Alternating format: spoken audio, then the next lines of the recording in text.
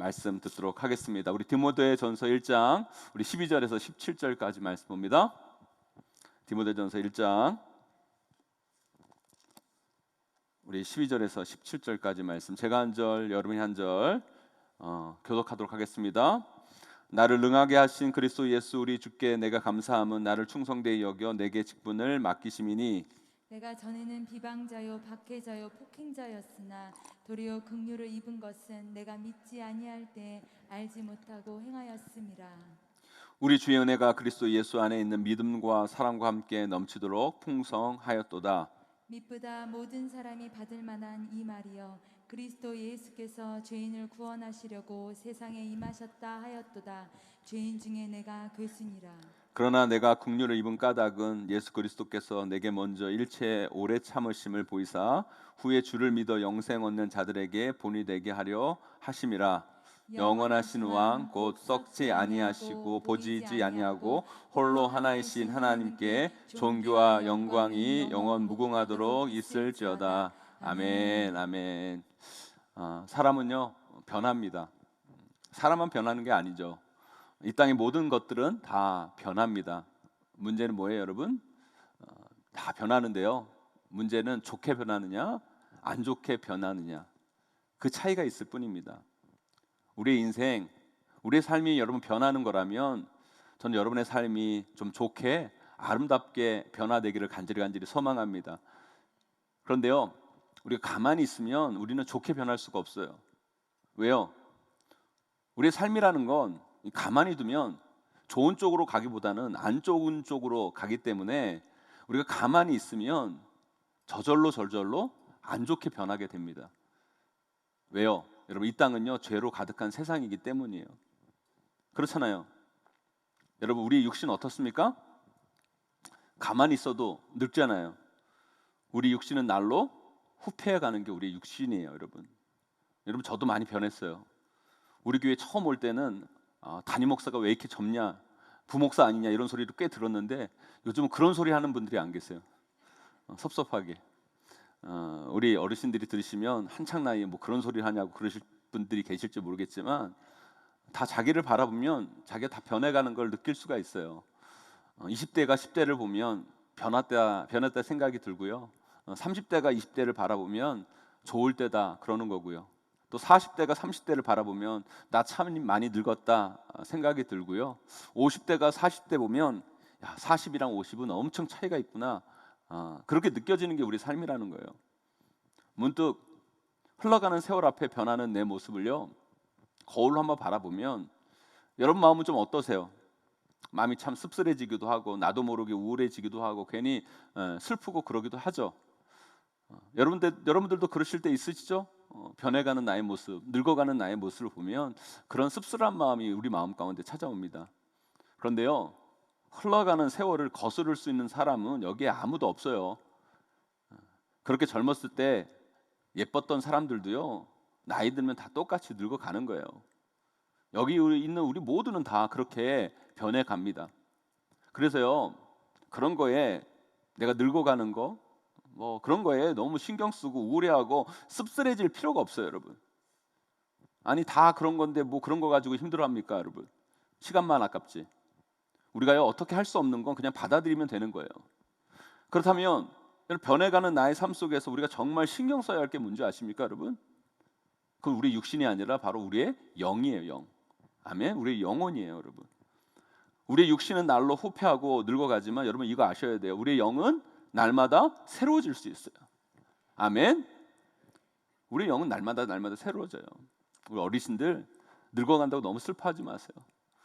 여러분, 우리 육신은 늙지만 우리의 육신은 후퇴해가지만 우리의 영은 날마다 새로워질 수 있습니다.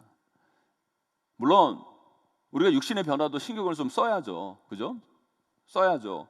운동해서 좀 건강도 챙기고 뭐 주름 미백 좋은 화장품도 찍어 바르고 그냥 가만히 변하는 대로 내버려두면 그러니까 조금 신경을 써야 되는 거예요, 사실은. 성경에도 그러잖아요, 그죠? 육신의 연습은 약간의 유익이 있다.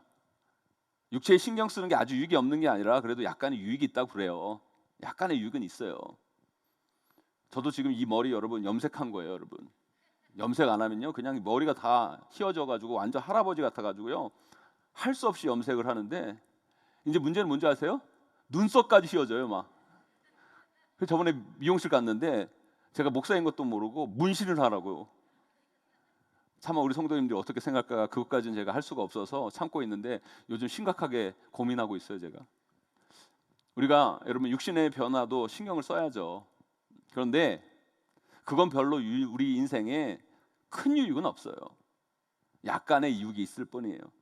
정말 여러분의 인생의 큰 유익, 여러분의 삶을 정말 좋고 아름답고 귀하게 만들려면 여러분 영의 변화를 신경 쓰셔야 돼요. 영혼의 변화. 우리의 영을 날마다 새롭게 하고 날마다 우리의 영을 아름답게 변화시켜야 돼요. 그래서 여러분의 인생뿐만 아니라 여러분의 가정, 여러분의 교회, 하나님의 나라까지 영향을 줍니다. 그래서 여러분 우리가 우리의 영을 잘 지켜 나가야 돼요. 우리 영을 아름답게 변화시켜 가야 돼요. 이런 세월이 흘러서 여러분 육신은 배도 나오고 주름도 생기고 머리도 빠지고 허리도 굽어지고 이것저것 아프고 우리의 외모는 날로 후퇴해 가지만 정말 우리의 인생을 아름답고 귀하고 정말 내 인생 참 잘 살았다라고 생각되어지게 만들기 위해서는요 우리는 영의 변화에 집중해야 돼요. 영을 잘 지켜나가야 돼요. 우리의 영을 날마다 새롭게 하고 우리의 영을 아름답게 가꾸고 변화시켜 가야 돼요. 왜 그렇게 해야 됩니까? 여러분의 인생은 소중하기 때문에. 우리의 삶은 귀하니까 반드시 여러분 귀한 여러분의 인생을 실패하지 않으려면 나중에 후회하지 않으려면 이런 무엇보다도 여러분 영혼에 집중하시기를 간절히 축원합니다. 그렇다면 그렇게 하기 위해서 우리가 어떻게 해야 됩니까? 무엇이 우리의 영을 제대로 아름답게 변화시킬 수 있을까요? 다른 게 아니에요 여러분. 말씀이에요. 말씀. 복음이에요. 복음. 우리의 육신은 밥을 먹어야 살지만 우리의 영은 말씀을 들어야 사는 거예요. 복음이 우리 삶 가운데 살아 있어야 우리 영이 깨어나고 우리 영이 온전해지고 우리 영이 성장하고 변화되는 거예요. 복음만이 우리의 삶을 아름답고 의미 있게 그리고 행복하게 변화시킬 수 있는 거예요. 그래서 여러분 말씀에 집중하세요. 여러분 복음에 집중하셔야 돼요. 그런데 아무리 복음이 우리를 그렇게 만든다 하더라도 그 복음이 나와 연결되지 않는다면 복음은 여러분 삶에 아무 역할도 못해요. 여러분 복음이 우리의 영을 살리고 우리를 그렇게 만들기 위해서는요 이 복음 우리의 삶과 연결시켜야 돼요. 그렇게 하기 위해서 우리가 어떻게 되는지 아십니까? 단순해요. 여러분 복음을 믿으시면 되는 거예요. 말씀을 아멘하고 받아들이시면 되는 거예요. 말씀 앞에 순종하면 되는 거예요. 아멘하고 순종하시면 되는 거예요. 하나님 말씀 이 위대한 복음을 그냥 있는 그대로 인정하시면 된다는 거예요. 사랑하는 성도 여러분 오늘 이 시간 하나님의 복음 말씀을 여러분 삶 가운데 받아들임을 통해서 여러분의 인생이 더욱더 아름답고 행복하게 그리고 의미 있게 변화되게 되기를 주님의 이름으로 간절히 축원드립니다. 오늘 본문에 보면 복음으로 변화된 정말 그 복음 때문에 그의 인생이 의미 있고 아름답게 변화되고 그 영이 완전히 달라진 한 사람의 고백이 담겨져 있어요. 그게 누구예요 여러분? 바로 사도 바울이에요. 사도 바울은 자신을 얘기하기를 자신은 이 복음 때문에 변화되었다. 오늘 본문에서 그의 제자인 디모데에게 내가 복음으로 이렇게 변화되었다. 내가 원래 예전엔 그런 사람이었는데 이런 사람이 되었다. 복음이 나를 이렇게 만들었다. 여러분 그것을 고백하는 내용이 오늘 본문의 말씀이에요. 복음 때문에 사도 바울은 도대체 뭐가 바뀐 걸까요? 뭐가 달라진 걸까요? 어떻게 변화된 걸까요? 그의 영이 어떻게 변화된 걸까요? 오늘 말씀을 통해 이 복음이 이 말씀이 한 사람을 어떻게 변화시켰는가를 살펴보고 우리도 이 복음을 믿음을 통해 말씀을 들음을 통해 우리의 삶과 우리의 인생을 그렇게 아름답게 변화시키는 우리 모두가 되시기를 주님의 이름으로 간절히 축원합니다. 첫 번째로요 사도 바울은요 이 복음으로 인해 자신의 존재 자체가 바뀌었다고 고백해요. 복음 때문에 자기 존재가 바뀌었다는 거예요. 우리 오늘 말씀 13절 말씀 한번 읽어볼까요? 13절 말씀 함께 있습니다. 시작. 내가 전에는 비방자요 박해자요 폭행자였으나 도리어 긍휼을 입은 것은 내가 믿지 아니할 때 알지 못하고 행하였음이라. 여러분 사도 바울이 그 전에는 뭐였다고요? 나는 비방자고 박해자고 폭행자였다. 복음을 조롱하고 예수 그리스도를 조롱하고 예수 믿는 자를 핍박하고 박해하는 그런 존재였다는 거예요. 한마디로 뭐예요? 죄인 중에 괴수다. 죄인 중에 괴수였다. 그냥 죄인이 아니라 죽을 죄인, 정말 나쁜 사람이었다. 그런데 그가 하나님의 긍휼을 입어 복음을 받아들였을 때 그가 뭐가 되었다고 고백합니까? 우리 디모데전서 12장 1절 말씀 함께 읽어봅니다. 함께 있습니다. 시작. 우리 구주 하나님과 우리의 소망이신 그리스도 예수의 명령을 따라 그리스도 예수의 사도된 바울은 아멘. 비방자요, 박해자요, 폭행자에서 뭘로 바뀐 거예요? 예수 그리스도의 사도로 바뀐 거예요. 사도. 엄청난 거죠, 여러분. 그의 존재 자체가 완전히 바뀐 거예요. 사랑하는 성도 여러분, 우리가요 복음을 믿지 않으면 다 죄인들이에요. 나쁜 죄 지어서 감방에 간 사람만 죄인이 아니라 여러분 예수 그리스도 믿지 않으면, 복음을 받아들이지 않으면, 말씀을 인정하지 않으면 죄인이라는 거예요. 그런데 예수 그리스도를 믿고 복음을 받아들이는 그 순간 우리의 존재는 죄인에서 의인으로 바뀌는 거예요. 죄의 자녀에서 하나님의 자녀로 바뀌는 거예요. 마귀의 종노릇한 자에서 하나님의 존귀한 자녀로 바뀌게 된다는 거예요. 그래서 에베소서 5장 8절에는 이런 말씀이 있어요. 우리 함께 있습니다. 시작. 너희가 전에는 어둠이더니 이제는 주 안에서 빛이라. 빛의 자녀들처럼 행하라. 아멘. 우리가 전에 뭐였다고요? 어둠이었다. 어둠. 그런데 이제는 뭐라고요? 빛이다. 빛의 자녀다. 어둠에서 빛. 완전 바뀐 거예요. 존재 자체가 바뀐 거예요. 사랑하는 성도 여러분, 우리가요 복음을 인정하고 받아들이는 그 순간 우리 존재는 완전히 바뀌어요. 여러분들이 그 전에 어떤 죄를 지었건 어떤 모습이었건 상관이 없어요. 예수 그리스도를 믿는 그 순간 우리는 하나님의 자녀가 되는 거예요. 하나님 나라의 백성이 되는 거예요. 여러분 그거 아세요? 세계마다요 법이 다 달라요. 대한민국 법이 다르고요, 일본 법이 다르고요, 미국 법이 달라요. 여러분 우리가 죄인이면요, 여러분 지옥의 권세, 마귀의 권세 아래 마귀의 법을 따라 살아가는 존재가 되는 거예요. 그런데 우리가 예수 그리스도를 믿는 그 순간 우리의 존재 자체가, 우리의 소속 자체가 바뀌어요. 하나님 나라의 자녀, 하나님 나라의 백성이 되는 거예요. 그러면 어느 법의 지배를 받아요, 여러분? 하나님 나라의 법의 지배를 받는 거예요. 하나님 나라의 법의 지배를 받는 거예요. 하나님 나라의 법의 지배를 받으면 우리가 어떤 존재가 됩니까, 여러분? 예수 그리스도를 믿고 우리가 어떤 죄를 지었을지라도 예수 그리스도 앞에 회개하고 나아가면 그 사람은 의롭다 칭함을 받는 거예요. 이게 하나님 나라의 법이라는 거예요. 사랑하는 성도 여러분, 우리가 복음을 인정하는 그 순간 우리는 하나님 나라의 국적을 취득하는 거예요. 거기에 법은 딱 한 가지. 예수 그리스도를 믿고 인정하면 의인, 그렇지 않으면 죄인이라는 거예요. 우리는 그 법의 지배를 받는 거예요. 여러분 아프가니스탄 사태가 일어나서 아프가니스탄에서 한국에 협조한 사람들이 비행기 타고 왔잖아요. 그 사람들이요 지금 아무리 한국 국민이 되려고 해도 국민이 될 수가 없어요. 그래서 그냥 특별 체류 허가를 준다고 그러죠. 특별 체류 허가. 그냥 있게 한다는 거예요. 그 사람들 여러분 한국 국민이 얼마나 있고 싶어 하겠어요, 여러분. 여러분 하나님 나라의 여러분 백성이 되고 싶지 않습니까, 여러분? 여러분 우리나라 국민이 되려면 심사를 해야 돼요. 우리 국민이 되려면 여러분 심사를 해야 돼요. 그래가지고 한국 국민 될 사람 어떤 허가를 과정을 딱 거쳐가지고 뭐 시험 같은 거 보고 딱 하면요 뭐 애국가 불러보기라고 하고 뭐 한글도 시험 보고 통과시키는 거예요. 그런데 여러분 우리 하나님 나라의 백성, 하나님 나라의 자녀가 되려면 이걸 통과해야 돼요. 예수 그리스도를 믿고 복음을 받아들이고 하나님 말씀 인정하시면 되는 거예요.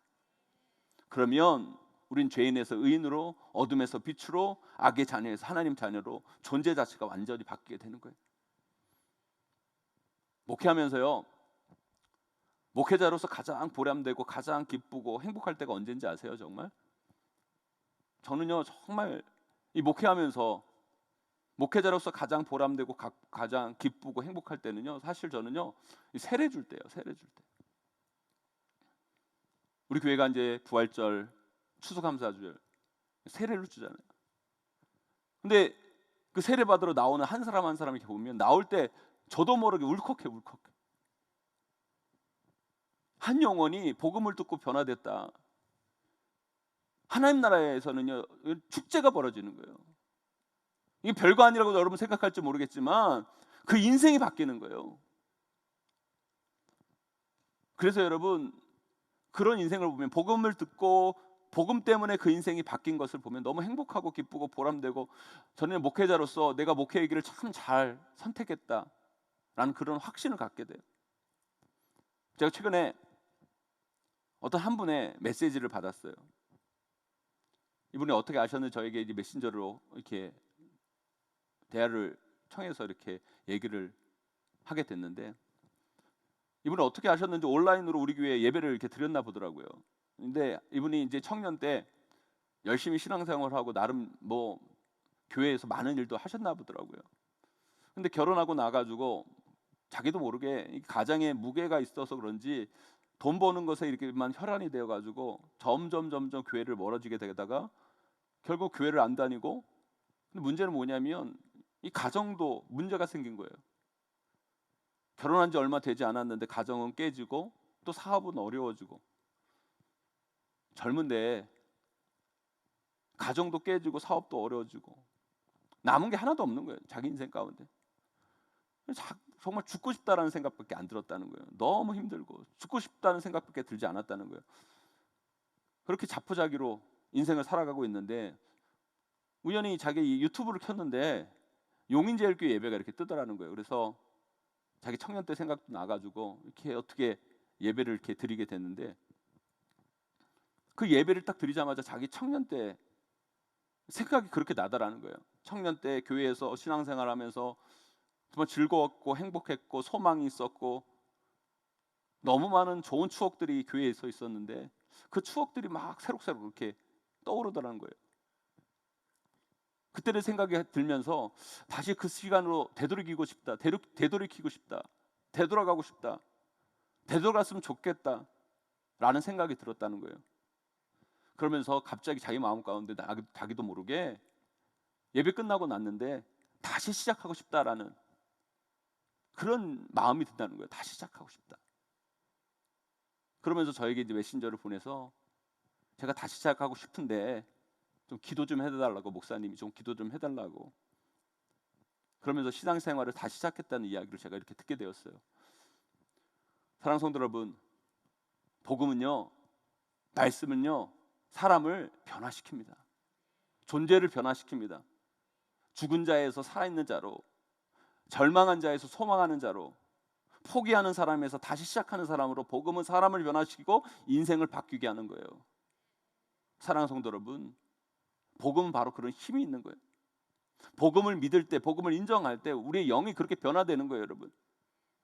전 저와 여러분 모두가 이 복음을 제대로 인정하고 받아들이고 믿음을 통해 여러분의 영이 변화되는, 여러분의 존재가 완전히 변화되는 은혜의 역사를 반드시 경험하시기를 주님의 이름으로 간절히 축원합니다. 두 번째요, 복음은 우리를 의미 있는 삶이 무엇인지 깨닫게 하고 그것을 위해 살게 하는 게 복음인 거예요. 우리 오늘 본문 12절 말씀 함께 읽어보겠습니다. 함께 있습니다. 시작. 나를 능하게 하신 그리스도 예수 우리 주께 내가 감사함은 나를 충성되이 여겨 내게 직분을 맡기심이니. 아멘. 우리가 예수 그리스도를 믿는 그 순간 존재만 바뀌는 게 아니라 내가 뭘 해야 하는지 사명이 바뀌게 되는 거예요. 사명. 사도 바울은 예수 그리스도를 믿는 그 순간 자신이 이제 뭘 해야 할지를 알았다는 거예요. 그전은 복음 전한 자를 박해하고 비방하고 그런 사명이 최고의 사명인 줄 알고 살았는데, 이제 그게 아니라 나에게 주어진 사명은 이 복음을 전하는 것이 나의 사명이다라는 걸 깨닫고 내가 그것을 위해 충성되이 살아갈 수 있게 되었다라고 고백을 하는 거예요. 그동안에는 뭘 하면 살지, 어떻게 하면 살지, 내 삶의 의미가 뭔지를 몰랐는데 예수 그리스도를 믿고 이제 그것을 제대로 깨닫게 되었다라고 사도 바울은 고백하고 있는 거죠. 예전에 김생민이라는 개그맨이 있었는데요. 이분이 뭐 MC도 하고 막 그런 분인데, 뭐 리포터도 하고 그런 분인데, 이분이 그렇게 짠돌이인가였나 봐요. 그 짠돌이로 살면서 그렇게 또 돈을 많이 모았나 봐요. 이분이 얼마나 짠돌이냐면 넥타이는 기본 15년을 썼고, 셔츠는 평균 7년을 뭐 입었고, 옷은 기본 22년을 입는데요. 진짜 짜도 짜도 진짜. 이분의 돈 철학은 뭐냐면 돈은 안 쓰는 것이다래요. 이분이 한 몇 가지 명언이 있는데, 생수란 집에서 준비해 가는 것이다. 한마디로 쓸데없이 나가서 물 사 먹지 말라는 거예요, 여러분. 또 비를 맞는 것은 문학적이다. 이건 어디 가서 우산 안 가지고 왔다고 우산 사거나 비옷 사지 말고 그냥 비 맞고 집에 오라는 거죠. 손은 장갑에, 발은 드레스에 가려서 안 보이니 칠하지 마라. 여자분들 쓸데없이 손톱 발톱에 뭘 칠하지 말고 비싼 핸드크림 바르지 말라는 거예요. 마지막 이분이 뭐라고 그러냐면, 소화 안 될 때는 소화제 대신 점프를, 쓸데없이 약 사 먹지 말고 그냥 소화 안 되면 점프해서 운동하라는 거예요, 여러분. 또 뭐라고 그러냐면, 이 사람은 사람은 멀리하고 후배는 안 본다. 껌이란 친구가 줄 때 먹는 거다. 뭐 많아요. 하여튼 참 지독한 짠돌이에요. 정말 대단한 분이고 정말 존경만한 분인 것 같더라고요. 그런데요, 제가 어떤 예능 프로그램에서 거기에 나온 출연자가 그 사람에게 핵심을 찌르는 질문을 해요. 뭐라고 하냐면, 김생민 씨는 도대체 그렇게 아껴서 최종적으로 하고 싶은 게 뭐예요? 물어요. 근데 저는 그분의 답이 정말 충격적이었어요. 그건 잘 모르겠는데요. 이렇게 대답하더라고요. 저는 그분이 그 이야기를 하는데 그 앞에 대단하다고 생각하고 정말 존경스럽다고 생각하는 그 모든 것이 허물어진 느낌을 받았어요. 그러니까 한 옆에 있던 연예인이 이렇게 말하더라고요. 그렇게 해서 불로장생하는 거죠? 하자는 거죠? 여러분, 그렇게 한다고 불로장생이 됩니까, 여러분? 여러분, 그분 그렇게 아껴 살다가 결국 한순간에 실수로 그 모든 방송 자리에서 다 물러나잖아요, 여러분. 우리가 인생을 다 그렇게 헛살아요. 왜 버는지, 왜 아끼는지, 왜 공부하는지, 왜 직장에 다니는지 모른 채 의미 없이 그냥 그 일제체로 충실한 거예요. 저한테 물어보세요. 그렇게 아껴서 돈 벌면 뭐 할 건데요? 저는 분명히 말할 수 있어요. 저는 정말 잘할 것 같아요. 우리 교회 빚 다 갚고, 여러분, 용인시 명실상부 랜드마크로 만들어야죠. 우리 용인제일교회를. 세계 곳곳에 어려운 곳에 방과후 학교 세워야죠, 여러분. 아프리카 어려운 아이들 도와야죠, 여러분. 아프리카에 교회 세워야죠, 여러분. 이 용시 청년들을 위한 센터 세워야죠. 북한 선교해야죠. 어르신들을 위한 사역해야죠. 다문화 가정 사역해야죠. 많아요, 저는. 돈만 주세요, 저에게. 왜 제가 그런 꿈을 가지게 됐습니까? 왜 그런 비전을 품게 되었죠, 여러분? 다른 게 아니에요, 여러분. 복음이 제 가슴을 뜨겁게 한 거예요. 복음이 제 심장을 뛰게 한 거예요, 여러분. 하나님의 복음이 나에게 그런 사명을 부여한 거예요, 여러분. 복음이 제대로 들어가면 우리 영이 살아난 거예요. 우리 영이 살아나면요, 내가 뭘 할지, 하나님이 뭘 기뻐하실지, 내가 뭘 할 때 하나님께서 정말 행복해 하실지 아는 거예요, 여러분. 그러니까 하나님을 기쁘시게 하기 위해서, 하나님을 행복하기 위해서 나의 삶을 드리는 거죠, 여러분. 나의 시간을 드리는 거예요, 여러분. 나의 물질을 드리는 거예요, 여러분. 우리의 삶이 왜 의미 없고 행복하지 않고 지루하고 따분한 줄 아세요, 여러분? 왜 사는지, 왜 버는지, 왜 일하는지, 왜 아끼는지 알지 못하고 그냥 그 자체에 의미를 두고 살기 때문인 거예요, 여러분. 복음이 여러분의 가슴을 뜨겁게 하지 못하기 때문인 거예요. 복음이 우리의 심장을 벌떡벌떡 하지 못하기 때문인 거예요, 여러분. 복음이 우리를 도전하지 못하기 때문인 거예요. 복음이 제대로 우리 삶에, 여러분의 삶에 들어온다면 우리는 제대로 된 삶의 의미를 발견하게 돼요. 우리의 사명을 알게 되는 거죠. 복음을 우리가 제대로 믿는다면 우리의 가슴은 뜨거워지고 우리 심장은 뛰게 되고, 그것으로 인해 우리의 삶은 익사이팅해지고, 여러분, 제대로 된 의미 있는 인생을 살게 되는 거죠. 오늘도 우리 교육자들하고 이렇게 식사를 하는데, 오늘은 야외에서 우리 식사를 했는데, 이 야외에서 이렇게 식사를 하면서 이 좋은 글로리 센터라는 터전을 만들어 놓고 정말 해야 할 일들을 하지 못하는 게 너무너무 마음이 아프고 아쉽고, 진짜 너무 아쉬운 거예요. 진짜 제 몸이요 요즘 근질근질합니다, 여러분. 정말 할 일이 많은데 이 코로나 때문에 하지 못하는 현실이 참 안타까워요. 그래서 제가 요즘요 거의 반 운동선수가 됐어요. 제가 체력 키워가지고 여러분 코로나 끝나면 하여튼 이 근질근질한 몸 하여튼 한 불살라 보려고요, 여러분. 사랑하는 성도 여러분, 저 우리 용인제일교회 성도님들 모두가 복음을 통해 여러분의 삶이 변화되기를 소망합니다. 여러분의 영이 깨어나기를 바랍니다, 여러분. 코로나 때문에 왠지 짜증나고 왠지 씁쓸하고 왠지 우울하고 왠지 맥없는 인생이 되는 것이 아니라 이 복음 때문에 이 척박한 현실 속에서도 여러분 꿈을 꾸며요, 여러분. 비전을 가지고 여러분 이 코로나만 끝나기만 해봐라. 내가 하여튼 코로나로 못한 것까지 열정을 불살리리라. 여러분 삶 가운데 꿈이 넘치고 여러분 비전이 생기고 해야 할 일이 생기고 여러분 그런 믿음의 인생으로 성장하고 변화되기를 주님의 이름으로 간절히 축원합니다, 여러분. 그것이 바로 복음의 힘인 거예요. 그 복음을 들을 때, 그 복음을 믿을 때, 말씀을 들을 때 여러분 삶에 여러분의 영에 그 놀라운 은혜가 경험되어질 수 있는 거예요. 그 은혜를 경험하는 저와 여러분 되기를 간절히 축원합니다.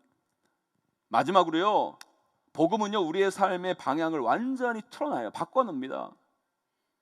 어떻게 보면요 우리 모든 인생들은요 다 죽음을 향해 가고 있는 거예요. 육신의 죽음 여러분 피해갈 수 없어요. 왜 우리가 육신이 변화갑니까, 여러분? 다 죽으려고 변화가는 거예요, 여러분.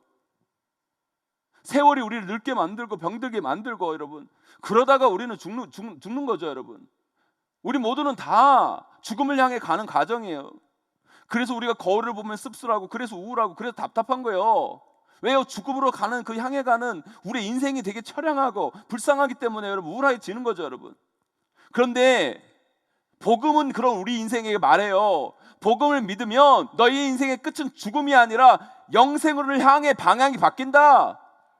복음을 받아들이면 너희 육신은 후패하게 되는 것이 아니라 너희 육신은 후패하게 되는 것이지만 새로운 영생의 몸을 가지게 된다. 복음을 믿으면, 복음을 받아들이면 우리 삶의 끝은 지옥이 아니라 천국을 향하게 된다. 여러분 우리가 복음을 받아들이는 그 순간, 복음을 믿는 그 순간 우리 삶의 방향이 죽음에서 생명으로 완전히 그 방향이 바뀌게 되어 있는 거예요.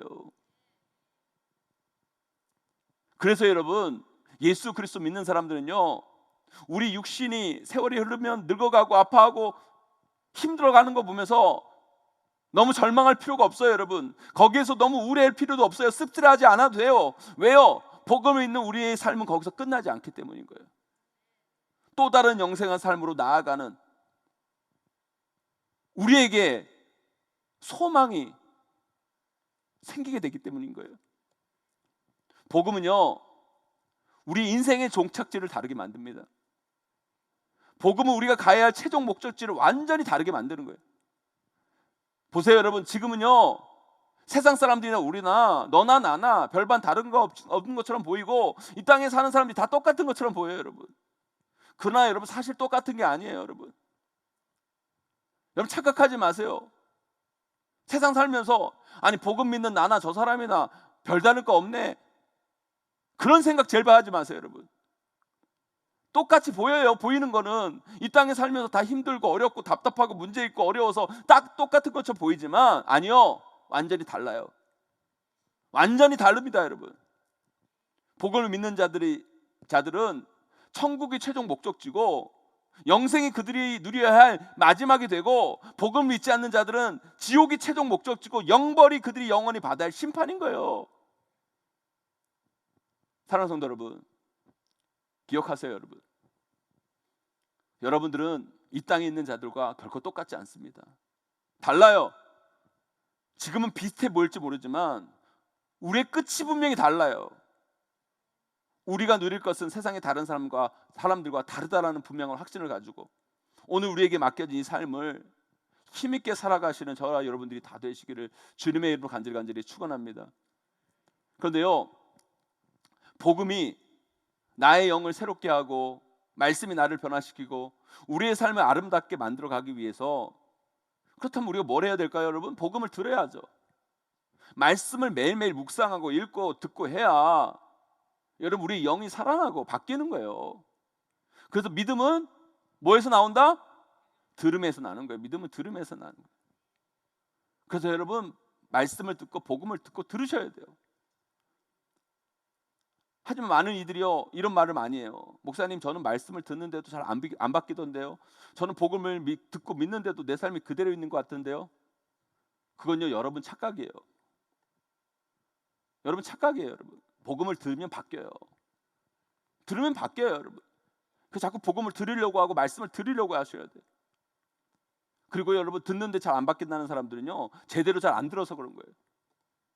말씀을 여러분 매일매일 읽고 말씀을 매일 들어야 되는데 여러분 말씀보다도 세상 얘기들을 더 많이 듣고 여러분 말씀보다도 여러분 드라마를 더 많이 보고 여러분 그러니까 여러분 우리가 안 바뀌는 거예요. 말씀에 집중해야 돼요. 말씀을 더 들으려고 하고 여러분 복음에 더 우리가 관심 갖고 그렇게 돼야 우리의 인생이 바뀌는 거예요. 저도 말씀을 전하는 목회자잖아요. 그죠? 목회자가 설교를 한다고 어떻게 매번 잘하고 여러분 매번 여러분들이 은혜 받겠어요, 여러분. 그런데 가끔 아주 가끔 저도 은혜 되는 설교를 할 때가 있어요. 그죠? 없어요, 여러분? 저도 아주 가끔 은혜 되는 설교를 할 때가 있어요. 자주는 아니지만 가끔 있어요. 그런데 그 가끔을 안 놓치려면 제가 할 때마다 오셔야 여러분 그 가끔을 안 놓쳐요. 그죠, 여러분? 매일 오셔야 가끔 은혜 끼치는데 가끔 은혜일 때 그거 놓치지 않는데 그런데 여러분 가끔 은혜를 끼치는데 가끔 오시면 은혜 받을 확률이 없어요. 이해가 안 되세요, 여러분? 확률적으로 계산을 해보라는 거예요, 여러분. 제 설교도 가끔 은혜가 되는데 여러분들이 오겠는 것도 가끔 오면 확률이 안 맞는다는 거예요, 여러분. 그러니까 여러분 어떻게 해요? 매일 오셔야 돼. 매일 오시는 사람들은요 가끔 은혜 끼칠 때 안 놓쳐요. 그걸. 결론적으로 뭐예요, 여러분? 말씀은 매일 묵상하고 매일 듣고 꾸준히 복음 안에 거해야 돼요. 그래 우리의 영은 날로 세워지고 하나님이 우리를 만나고자 할 때 만날 수 있는 거예요.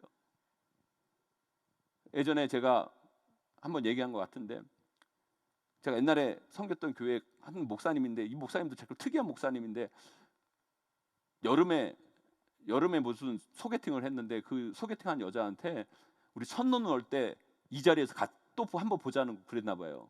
첫눈 올 때 여름 때 소개팅을 하고 우리 다음 만나면 첫눈 올 때 만나자고. 자기가 무슨 뭐라고 로맨틱 가이처럼 그렇게 한 거예요. 근데 생각해 보세요. 그럼 첫눈이 언제 첫눈이에요? 첫눈이 막 여러분 첫눈이 팍 하고 안 오잖아요, 여러분. 그죠? 첫눈 경험 안 해보셨어요? 이게 첫눈이 아니야. 헷갈리게 오잖아요. 근데 그 첫눈 올 때 와가지고 만났는데 그 여자분이 그러더래요. 자기가 첫눈 비스무리하면 계속 여기 왔다는 거예요. 첫눈 비스무리하면. 그 목사님 그 잘생기지도 않았는데. 제가 여러분에게 왜 이런 말씀을 드리냐면 여러분 우리가 그럴 때가 있어요. 매주 예배를 나오는데 매일 말씀을 듣는데도 은혜가 안 될 때가 있어요. 그러나 여러분 복음이 말씀이 나를 분명 변화시킬 거다. 그런 분명한 믿음을 가지고 그 자리를 여러분 매일 지켜나가면 반드시 말씀이 여러분들을 변화시켜요. 그 믿음으로 나아가는 여러분들에게 소망합니다. 사랑하는 성도 여러분, 복음만이 말씀만이 우리를 살립니다. 우리를 변화시켜 우리를 새롭게 해요. 복음을 받아들이기 전에 예수 그리스도 믿기 전에 여러분 어떤 인생이었습니까? 어둠, 우울, 답답. 그렇다면 여러분 복음을 받아들이 여러분의 삶은 지금 어떻습니까? 만일 그 상태로 머물러 있다면 여러분들은 진짜 복음이 여러분 삶을 가득 채우지 못하고 있는 거예요. 복음을 진짜 제대로 받아들이세요. 하나님 말씀을 정말 제대로 믿어보세요. 그러면 여러분의 삶은 제대로 진짜 의미 있게 행복하게 소망 있게 변화될 때뿐만 아니라 여러분의 영이 살아나는 역사를 경험하게 될 줄 믿습니다.